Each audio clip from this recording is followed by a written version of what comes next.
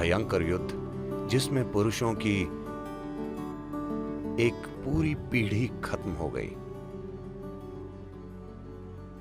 पर फिर भी हम उनकी पूजा करते हैं। हर वो चीज जो वो रचना चाहते थे वो असफल हो गई कुरुक्षेत्र युद्ध के साथ। एक चीज जो उन्होंने हर हाल में रोकने की कोशिश की वो था ये युद्ध, लेकिन सबसे भयंकर युद्ध हुआ और वो खुद, उनके अपने परिजन आपस में लड़े और एक दूसरे को मारा। पर हम उन्हें भगवान कहते हैं क्योंकि इस सब के बीच वो आनंदित थे, वो अछूते थे। एक भयंकर सच्चाई, एक भयंकर नाटक से जो उनके आसपास हो रहा था, पर फिर भी अछूते। इसीलिए हम उन्हें भगवान कहते हैं। ये आप भी कर सकते हैं, है ना? आप दुनिया में सबसे सफल बनेंगे या नहीं, ये कई सच्चाइयों पर निर्भर है। पर क्या आप एक सफल मनुष्य हैं? मतलब आप अपना जीवन जागरूक होकर चला सकते हैं, या जब जीवन आपको परेशान करेगा तो आप एक जानवर बन जाएंगे? यही सवाल है। अगर ये एक सवाल आप सफलता से संभाल लेते हैं तो हम आपको भी भगवान कहेंगे। हाँ,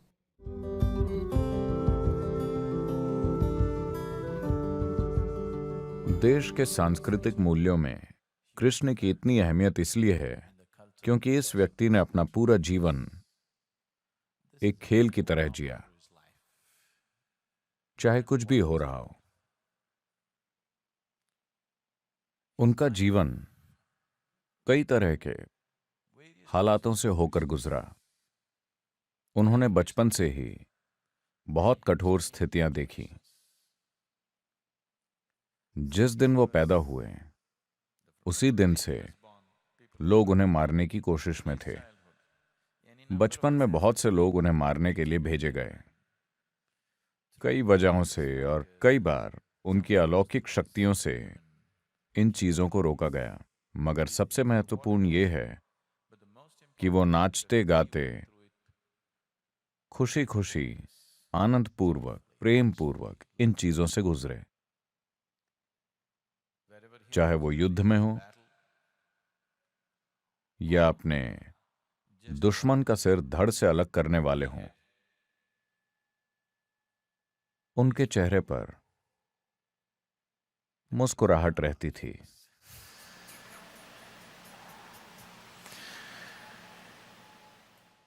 चाहे वो एक प्यार भरे या खुशनुमा माहौल में हो या भयानक स्थितियों में, जरूरत पड़ने पर वो कठोर हो जाते थे। मगर उस जरूरत के खत्म होते ही वो हर तरह की मुश्किल स्थितियों में भी मुस्कुराते हुए उससे गुजरते थे।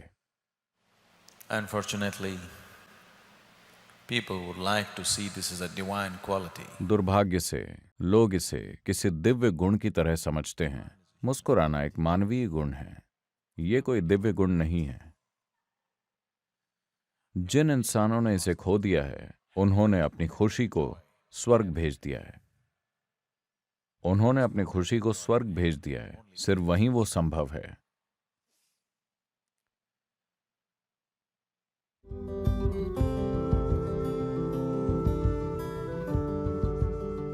इन चीजों की कभी बात नहीं की जाती। उत्तरी भारत के मैदानों में उन्होंने 1000 से ज्यादा आश्रम बनवाए, क्योंकि वो आध्यात्मिक प्रक्रिया को अलग चीज नहीं बनाना चाहते थे। वो आध्यात्मिक प्रक्रिया को जीवन का हिस्सा बनाना चाहते थे। जैसे हम जीते हैं, जैसे हम ब्रश करते हैं, वैसे ही ध्यान करें। वो आध्यात्मिक प्रक्रिया को एक अलग तत्व की तरह नहीं, बल्कि जीवन की मुख्य धारा में लाना चाहते थे। विशेष रूप से देशों के शासकों के जीवन में, उन सभी देशों के जो उस समय मिलकर भारत बनाते थे। उनका मिशन था उस समय की राजनीतिक प्रक्रिया को आध्यात्मिक बनाना। तो साफ है कि उन दिनों की राजनीति लोकतांत्रिक नहीं थी। तो उन्होंने सोचा कि सबसे जरूरी चीज है, अगर शासकों तक आध्यात्म पहुंचे तो फायदा स्वाभाविक रूप से लोगों को मिलेगा। जो लोग दूसरे लोगों के जीवन को संभालते हैं, जैसे राजा या प्रधानमंत्री या आज के राष्ट्रपति या किसी कंपनी के सीईओ, क्योंकि उनके नीचे लाखों लोग काम करते हैं। जब आपके पास ऐसी जिम्मेदारी है तो हर विचार जो आप पैदा करते हैं, हर भावना जो आप पैदा करते हैं, हर काम जो आप करते हैं, वो लाखों लोगों की जिंदगी को प्रभावित करता है। जब आपके पास ऐसी जिम्मेदारी है तो ये बहुत महत्वपूर्ण है कि आप एक अच्छी स्थिति में हैं। आप क्या सोचते हैं, क्या महसूस करते हैं, वो एक ऐसे भीतरी स्थान से आना चाहिए जो लोगों की खुशहाली के लिए काम करे। अगर मैं एक सीमित नजरिए से जीवन को देखता हूँ तो हर विचार जो मैं पैदा करता हूँ, हर भावना जो मेरे अंदर है, उससे लोगों का जीवन बर्बाद होगा। वो काम जो मैं करता हूँ और विशेष रूप से वो काम जो मैं नहीं करता, जो मुझे करने चाहिए, उनसे लोगों के जीवन में जबरदस्त नुकसान होगा, है ना? तो उन्होंने सिर्फ शासकों पर ध्यान दिया। वो चाहते थे कि उस समय के राजा आध्यात्मिक हो जाएं।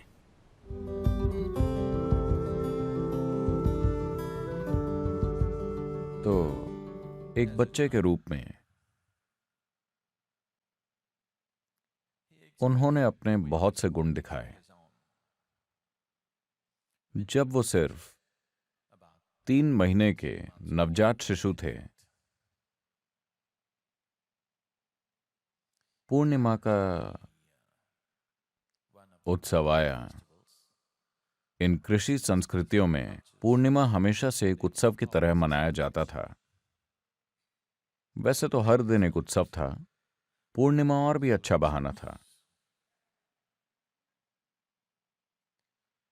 तो पूर्णिमा के उत्सव के लिए दोपहर में ही लोग नदी के किनारे चले जाते थे। सारे परिवार इकट्ठा होते थे और खाना पकाते थे। शाम को खाने के बाद नाचना गाना वगैरह होता था। सभी स्त्रियां खाना पकाने में व्यस्त होती थीं, तो बच्चों को इधर उधर किसी के साथ छोड़ दिया जाता था। ये 3 महीने का शिशु था। धूप होने के कारण मां यशोदा ने कृष्ण को एक खड़ी बैलगाड़ी के नीचे सुला दिया ताकि उन्हें छाया मिले। कुछ देर वो सोते रहे, फिर जाग गए। अब तक वो अपने पैरों पर खड़े होने और नाचने के लायक नहीं हुए थे, मगर वो भी वहीं होना चाहते थे। उन्होंने देखा कि कोई ध्यान नहीं दे रहा है। उन्होंने गाड़ी के पहिए पर लात मारी और पूरी गाड़ी गिरकर टूट गई। ये उनकी अलौकिक शक्तियों का पहला प्रदर्शन था जो वो जरूरत पड़ने पर दिखाते थे, वरना वो एक आम इंसान की तरह जीवन जीते थे और इंसानी संघर्षों और तकलीफों से गुजरते थे। मगर कभी कभी वो कुछ खास गुण दिखाते थे जो इंसानी क्षमताओं से परे थे। तो गाड़ी के टूटने पर हर कोई हक्का बक्का रह गया। उन्हें लगा कि बच्चा उसके नीचे कुचल गया होगा, मगर बच्चे को कुछ नहीं हुआ था। कुछ लड़कों ने वो दृश्य देखा था। उन्होंने बताया उसने गाड़ी पर लात मारी, इसीलिए वो टूट गई। किसी को विश्वास नहीं हुआ। क्या बकवास है, 3 महीने का बच्चा क्या गाड़ी को लात मार सकता है? तो सभी बड़ों ने कहा कि ये बच्चे लंबी चौड़ी कल्पनाएं कर रहे हैं। जब वो थोड़े से बड़े 5-6 साल के हुए तो वो अधिक ऑर्गेनाइज्ड हो गए। जब उनकी कोशिशें अधिक सुनियोजित होने लगीं, तो जिन लोगों का मक्खन चोरी हो रहा था वो और परेशान होने लगे।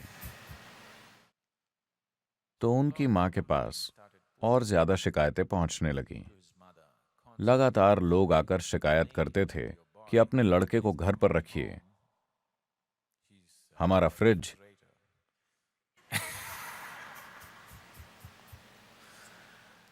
तो ये कुछ ज्यादा ही हो गया। तो मां यशोदा ने उन्हें डांटा। उन्हें मां से निपटना आता था। वो जानते थे कि उनके डांटते ही तुरंत कैसे रोना है। उन्होंने फर्श पर पेट के बल लेटकर रोना बिलखना शुरू कर दिया और इंतजार करने लगे कि वो कब आकर चुप कराती हैं। वो ये भी कहते हैं कि मैं गुस्सा हुआ था, मगर बाकी लोगों की तरह नहीं। दूसरे लोगों को जब गुस्सा आता है, जैसे जब दाऊ को गुस्सा आता है, तो वो चिल्लाते हैं, अपने पैर पटकते हैं, आगे पीछे चलते हैं। मैं देख सकता हूं कि वो अपनी कितनी ऊर्जा बर्बाद कर रहे हैं। मैं उस तरह गुस्सा नहीं हुआ। मैं बस उतना ही गुस्सा हुआ जितना जरूरी था।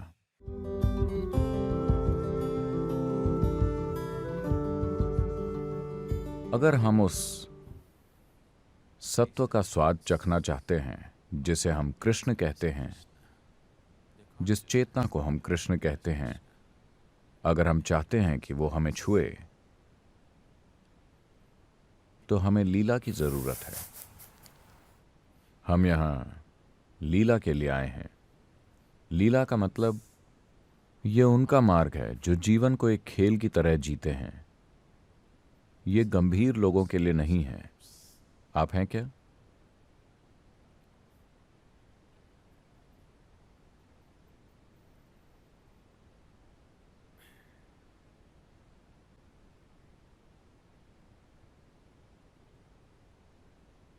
क्योंकि जब मैं जीवन को खेल की तरह जीने की बात करता हूं,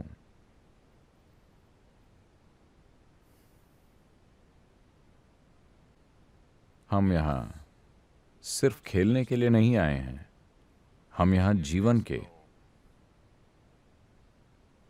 सबसे गहन और सबसे गंभीर पहलू की खोज के लिए आए हैं, लेकिन खेल की भावना के साथ, एक खेल की तरह।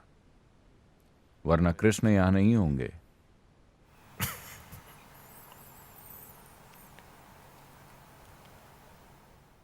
दुनिया की विशाल आबादी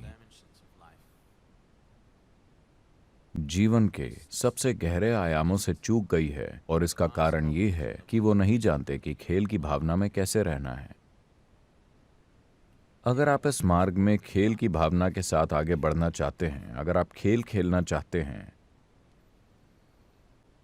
तो आपको एक प्यार से भरा दिल, एक आनंदित मन और एक जोश से भरा शरीर चाहिए, वरना लीला नहीं हो सकती।